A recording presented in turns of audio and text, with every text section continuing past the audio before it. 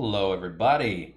Welcome back. Today we are going to be doing a deck profile of Reshiram and Zekrom. Now, just want to point out that this is an early-ish build. Definitely tested it. I've seen a few videos of things out there, but this may not be the definitive deck that people start running and playing when all is said and done. But we'll go through this deck profile. If you want to hear an in-depth analysis of this deck, how it runs, how it is in the meta, etc., check out that video that I made on that, as well as a video you can see it in action. Should be up on the channel. So let's just jump into it. I think starting off, the thing that you need, obviously, are Reshiram and Zekrom. You're going to be running 3 of these, at least I do. I don't think you need any more than 3. I mean, unless you really want to start with it, you could run 4, but I think 3 is perfectly fine. Yeah, so you're going to run 3 of those guys. Then I'm going to have a 3-3 line of Poipole and Naganadel. Now, you can already tell what I mean by there's lots of versions of this deck that might be the most popular at some point in the future. But yeah, Poipole and Naganadel is the version that I am talking about and running with right now. Obviously, you need to, this basically accelerates energy to your bench from your discard, if you weren't aware.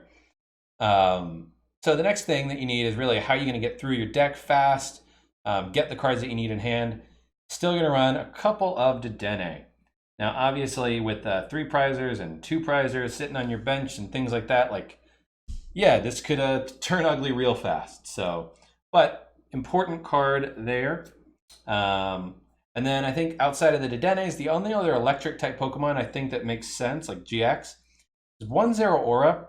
Because you don't want something getting stuck in the active. You have lightning energy in the deck, so odds are you'll be attaching that lightning energy to a wide range of Pokemon.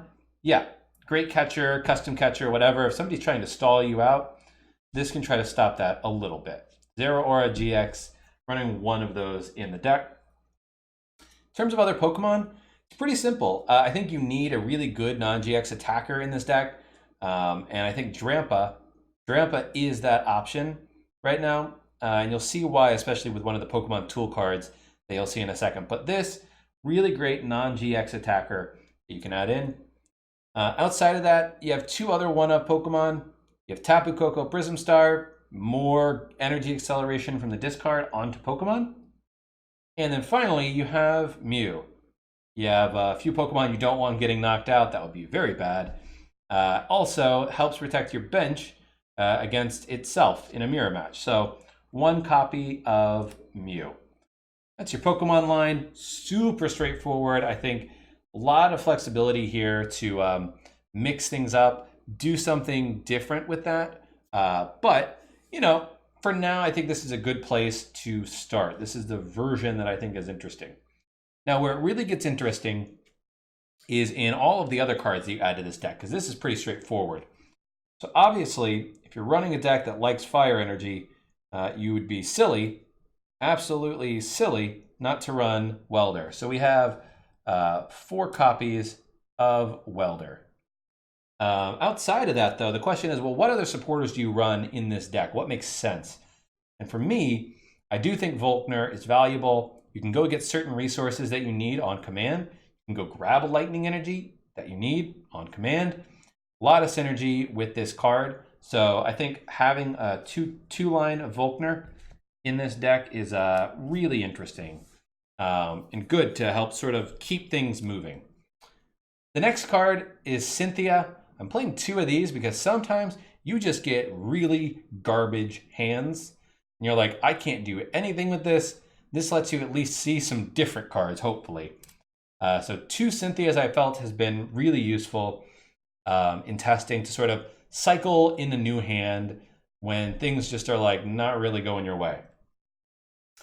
Outside of that, I think there's 2 more supporters that are interesting. I think you have this new tag team supporter, Cynthia and Caitlin.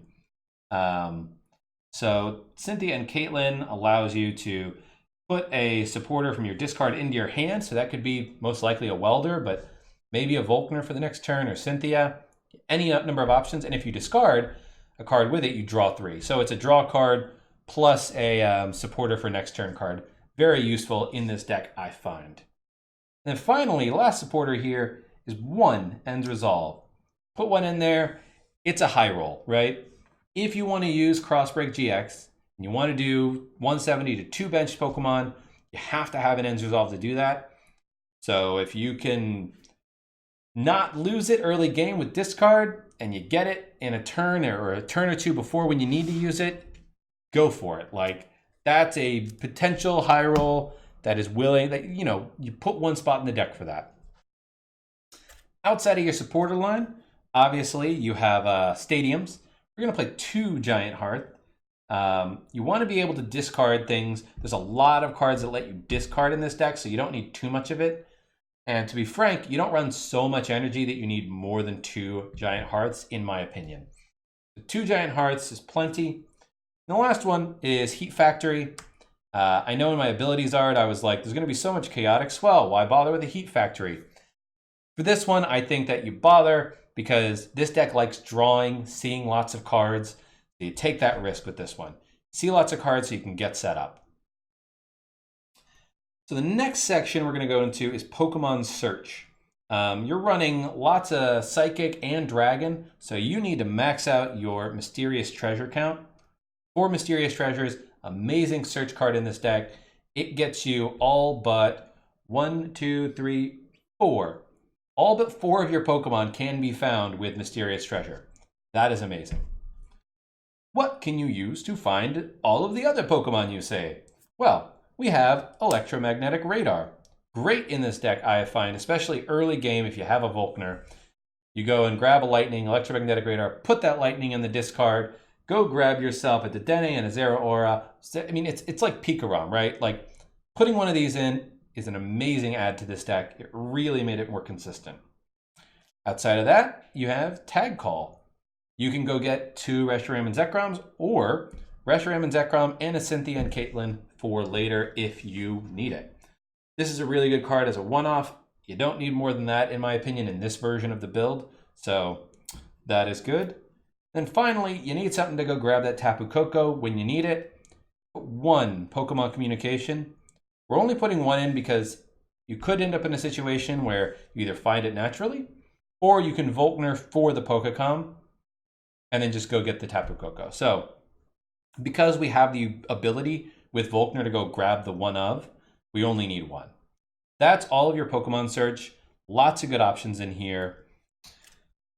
The next set of cards is really about getting out of the active when you need to. So for that, we have 2 Switch. That's it. You have Zeraora, so Lightning Energy has free retreat. You only need 2 Switch in this deck, I believe. And then the next set of cards is really going to be about energy manipulation. So you have lots of ways to get energy onto your bench with Naganadel, and even Ends Resolve. But how do you move certain energies that you might need around the board? We have 1 Tag Switch, and we have 2 Energy Switch. It's important in this deck because you might want to move certain energies around at different points in the game.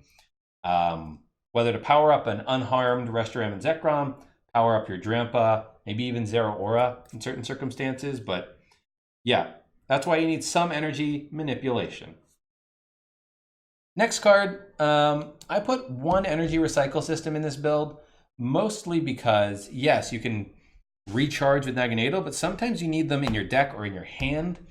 In your hand in particular is important, especially if you find yourself in a situation where maybe you have this but no energy in hand. This can be really useful. Also, you can Welder for 1 with this, which is basically drawing 3 cards. So I put 1 of these in the deck. I feel like it's really helpful. Actually, I'll put this down here because it's kind of energy manipulation-ish. The next set of cards is actually tool cards. So we have 2 Choice Helmets in this deck, which are great at dampening some of the damage that this guy is going to take, even from itself, if you're in a mirror match. The 2 Choice Helmets is, I think, really good. And then you have Dragonium Z, which is what you will attach to this Drampa, who has Dragon Claw. The idea of this is that it's a GX attack on a non-GX Pokemon, because oftentimes, or I think sometimes, you won't even need to use the GX on that, so it gives you another GX option. And then in terms of finding these, obviously you have Volkner. but you have adventure bag as well. One adventure bag to find any combination of those three. And then finally, you're going to hit hard. You want to make sure that the target that you're hitting is going to give you a bunch of prizes for that effort. And that's why we run 2 great catchers in this deck. Don't think you need more than that. You're hitting for a bunch of damage, so you could probably knock out anything in front of you. But for big prizes, great catcher is the way to go. That is all of the trainers and Pokemon that are in my version of the build. Now let's get into the energy. So for the energy count, we have 8 fire energy. I think 8 fire energy is a really nice split. It gives you the ability to use all your welders to maximum potential.